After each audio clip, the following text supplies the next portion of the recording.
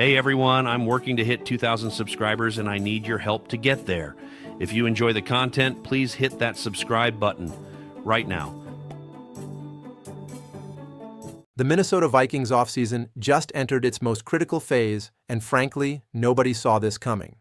While other teams are playing checkers, the Vikings front office is orchestrating a chess match that could reshape their entire competitive window. Calais Campbell at 40 years old, Jordan Addison's uncertain future, a quiet offensive line move that nobody's talking about, Justin Jefferson's contract suddenly looking like the steal of the century, and Kyler Murray climbing into the top 10 quarterback rankings overnight. This is not a normal offseason. This is a transformation in real time, and if you're a Vikings fan, you need to understand what's actually happening here, because the decisions being made right now will determine whether we're talking about a Super Bowl contender or another season of heartbreak come January. Let me break this down for you, because there's a lot to unpack, and trust me, the deeper we dig, the more interesting this gets. We're going to talk about defense, offense, culture, money, and the quarterback who just might be the key to everything. But first, we need to address the elephant in the room, the one thing that's haunted this Vikings team all season long. The defensive foundation that nearly broke. If you watched the Vikings week after week last season, you felt it. That sinking feeling whenever the team lined up on defense in a tight game. The middle of that defensive line just did not command respect. And I'm not talking about effort here. These guys were fighting. They were out there battling every single snap. But something fundamental was missing. That presence in the trenches that changes a play before it even develops. Runs were breaking through too easily. The pocket had too much space. In tight games, in those moments where championships are won or lost, that's where it hurt the most. When you take a closer look at the defensive line roster, it becomes clear that despite investing heavily in this unit, the production never quite matched the expectation. The team spent money. They took players early in the draft, but there was nobody absorbing double teams and still disrupting the backfield. There was nobody who made opposing running backs uncomfortable just by their presence. And that's a problem when you're trying to compete in the playoffs. So naturally, the Vikings started looking at the free agent market, and one name began to stand out as a potential solution, a name that, at first glance, seems almost laughable. Calais Campbell. Yes, the same Calais Campbell who is currently 40 years old. I can already hear the reaction from some of you. 40 years old? In professional football, that's practically ancient. But here's where it gets interesting, and why the Vikings might actually be onto something. Campbell's game has never been built on pure speed and athleticism. That's not how he's survived this long in the league. His game is built on awareness, refined technique, exceptional strength, and a level of consistency that very few players in NFL history can maintain. When you watch tape, you don't see someone slowing down. You see someone who knows exactly where to be, how to use his body, and how to create disruption with minimal wasted movement. And the numbers back that up. Over the past 3 seasons, Campbell has started every single game, every one. That's not a random stat. That tells you his body is still holding up at an elite level. It tells you he's not disappearing in games. It tells you he shows up night in and night out. Last season, he generated constant pressure, made key tackles, and impacted games against both the run and the pass.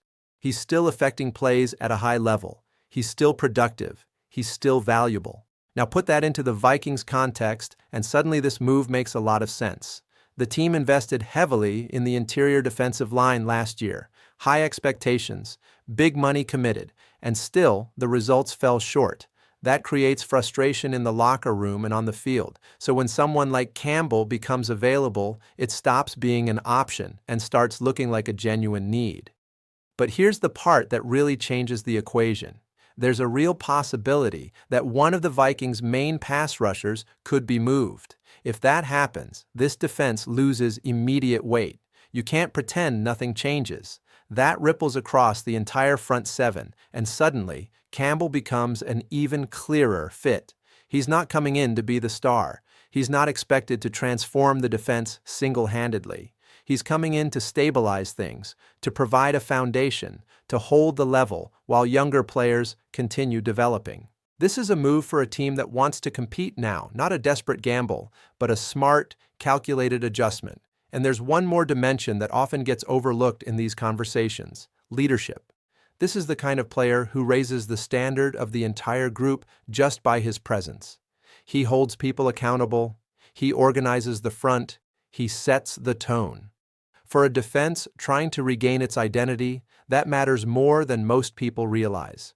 Sometimes the most important things a player does don't show up in the stat sheet. The uncomfortable conversation about Jordan Addison. Now here's where things get complicated, and I'm not going to shy away from it because it's one of the most important stories in the entire Vikings offseason. On the field, Jordan Addison is absolutely the perfect complement to Justin Jefferson. The talent is undeniable. The production is real.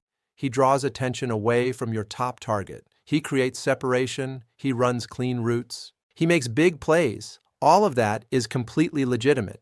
But when you start looking at the full picture, when you factor in everything that's happened off the field and in the locker room, questions begin to emerge. There was a suspension. There were internal discipline issues. There were moments that didn't sit well with the organization's culture. And in an organization that values structure and accountability, those things carry more weight than people realize, maybe a lot more. To be completely honest with you, situations like this open the door to conversations that go well beyond what happens on Sundays. And that's exactly where trade discussions are starting to enter the picture. Nothing is happening right now. The Vikings haven't made any moves, but people are already projecting scenarios, and one of them involves interest from another team looking to make a competitive leap quickly. The speculation involves a meaningful future draft pick. Nothing outrageous, but enough to make the front office think seriously about it. And when you look at it objectively, there's logic to it. At some point, you're going to have to pay Addison. You're going to have to commit significant money. And then comes the question that changes everything. Is it worth committing big money to a player with this recent off-field history? Is it worth the headache? Is it worth the potential locker room complications?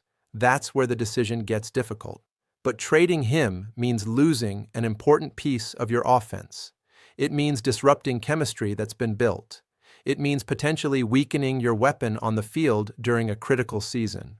It's not simple. It's not a light decision. There's real downside either way. What makes this even more interesting is that there's already movement behind the scenes involving veteran receivers who have expressed interest in playing with the Vikings' new quarterback situation. We're talking about experienced players, seasoned pros, people who could step into a major role if changes happened at wide receiver. This doesn't confirm anything, but it shows the market is already reacting to the situation, and suddenly something that felt secure looks uncertain. I'll tell you right now, this could divide the fan base. Some people will say, keep him, the talent is too valuable. Others will say, it's better to avoid a bigger problem down the line. There's legitimate debate on both sides. But here's what matters most. When you move a piece like this, you change rhythm, you change chemistry, you change the entire offensive dynamic, and that can directly impact performance during the season, not just on paper, but on Sundays when the games matter most. The under-the-radar move that could save the season. Now let me tell you about a move that's barely getting attention, something that won't generate headlines or spark major debates, but could end up being one of the most important signings of the entire offseason. Sometimes the moves that go almost unnoticed at first are the ones that save you when it matters most. Ryan Vander Mark is not a star. He's not going to be on ESPN highlight reels. He's not a name that casual fans immediately recognize. But pay close attention to this because he fills a critical need. He adds real depth to the offensive line at exactly the moment when the Vikings needed to address that position group. Here's the thing about offensive line depth. When it works, you don't notice it. Everything flows smoothly. Your quarterback has time. Your running backs have lanes. But when it doesn't work, when you lose a starter and the backup isn't ready, the entire offense suffers. It doesn't matter who's under center. It hits everybody. And last season, that's exactly what happened to the Vikings. Vandermark came from Buffalo, and here's what's interesting about the situation. Buffalo had the right to match his offer. They could have kept him. They knew his value. They knew he was capable, but they made a choice not to match, and that tells you something important about how this league works. Cost. Buffalo looked at the contract value and decided they could handle the position group internally for less money.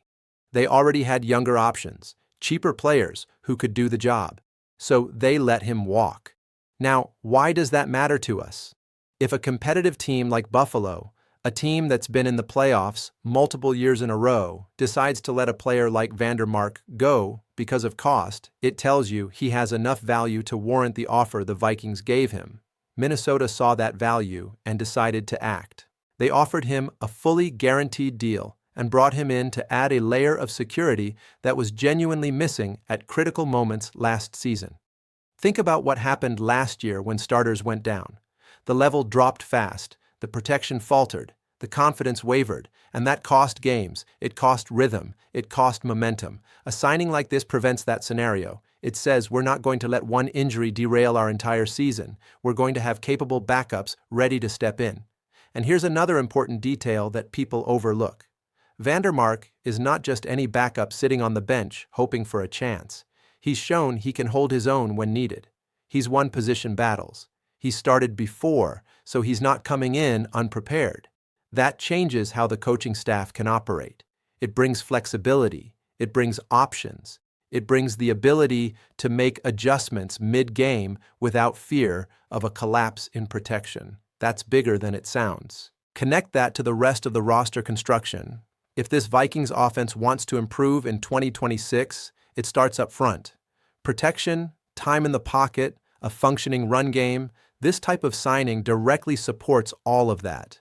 It's the kind of move that won't get attention until late in the season when it actually saves a game. By then, everyone will wish they'd been paying attention earlier. The silent win that changed everything. Now pay attention to this, because it reveals something important about where the Vikings stand in the league and how the front office is thinking. This is not about a play on the field. This is not about practice reps or preseason performance. This is about the market, and sometimes what happens off the field says everything about where a team stands. Justin Jefferson, one of the best receivers in football, locked in with the Vikings organization. And here's what most people don't understand about his contract situation. The market shifted significantly. A massive wide receiver deal got done across the league. A player at the position reset the top of the market, and when that contract hit, most people focused on the immediate headline, the record-breaking number, the shock value of it. But the Vikings fans and the people in that front office saw something different. That new contract completely changed how Minnesota's deal is viewed. Suddenly, what used to look expensive now looks like an advantage. Think about that. That's the kind of shift that front offices dream about. Usually, when you pay big money, the contract becomes a burden over time. It gets harder to manage. It weighs on the cap. It limits your flexibility. This time, it flipped. Jefferson's deal is no longer at the top in average yearly value, which in today's NFL is pure gold. What that means is you have one of the best players at the position without paying the highest price. That brings flexibility. That brings cap space. That brings the ability to strengthen other areas of the roster, to address the defense, to improve the secondary, to build around him. It doesn't stop there either. The team also reworked parts of his contract recently. They adjusted the cap hit. They improved the financial structure for the coming years. So this isn't just good on paper. It works in practice. And that matters when roster decisions get tight. Now think about what that means on the field. You keep one of the best receivers in the entire league. You maintain your offensive identity. You force opposing defenses to respect every single snap. You still have room to build around him and improve other areas. That changes everything. And there's a direct connection to the Jordan Addison situation. When there are questions about other offensive pieces, having Jefferson locked in like this provides stability. You don't lose your foundation. You don't break your system. He remains the centerpiece. That helps any quarterback, any offensive coordinator, any game plan they want to run. Not enough people recognize wins like this. There's no highlight, no flashy moment, no viral clip, but it defines seasons. It defines competitive windows. It puts the Vikings in a position that many teams would absolutely love to be in right now. The quarterback question that changes everything. Here's where everything shifts, because when you talk about the quarterback position, there is no middle ground. It either solves everything or it complicates everything. That's why Kyler Murray matters so much in this equation, and that's why a recent outside evaluation grabbed a lot of attention. The kind of attention that makes you stop and think, are they seeing something we haven't fully realized yet? A recent evaluation moved Kyler Murray from near the bottom of quarterback rankings straight into the top 10, and this happened right after he joined the Vikings. That's not random. That's not hype. That gets your attention for a reason. When a quarterback jumps that much in rankings, something significant has changed. Something is different about how the situation looks. To be completely honest, nobody moves that much without a real reason, and when you break it down, it starts to make sense pretty quickly. First, his playing style. Murray has mobility. He has the ability to extend plays outside the pocket. He's a constant threat as a runner. That alone forces defenses to adjust their entire game plan. Every snap feels a little different when you have that kind of quarterback under center. It creates unpredictability. It creates problems. But it goes deeper than just his physical tools. The environment he stepped into is completely different from what he's had before.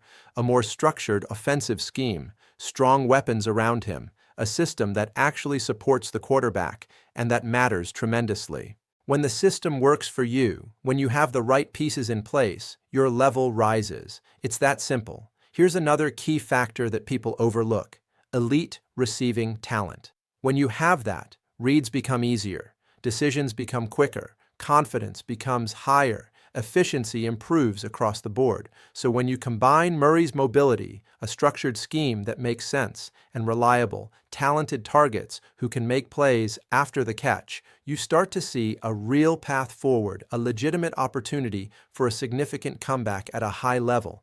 This isn't just fantasy football analysis. This is real football impact. This is the kind of thing that changes seasons, and that's where the conversation gets serious, because that same analysis already points to him as the favorite to win the starting job. He didn't come in just as an option. He came in to compete seriously. He came in to win, and that creates immediate pressure. Pressure on him. Pressure on the rest of the quarterback room. Pressure on the coaching staff. Because now, expectations are real, and I'll tell you something. This could be exactly what the team needed. A quarterback who can change a game on his own, someone who brings unpredictability, someone who forces defenses to respect every single snap. If it clicks, if it all comes together, everything changes. The offense changes, the rhythm changes, the confidence across the entire team changes. The big picture. When you put all of this together and look at the complete picture, it feels like the Vikings are at a fascinating crossroads. Defensive adjustments aimed at bringing back physicality and presence in the trenches. Real questions about an important offensive weapon. Added depth on the offensive line that provides insurance against injuries. A superstar whose value just quietly increased without making headlines. And right in the middle of all of it, a quarterback who could change the direction of this entire story. This is not small stuff. This is not just about one season. This is about direction. This is about identity. This is about how far this organization truly wants to go.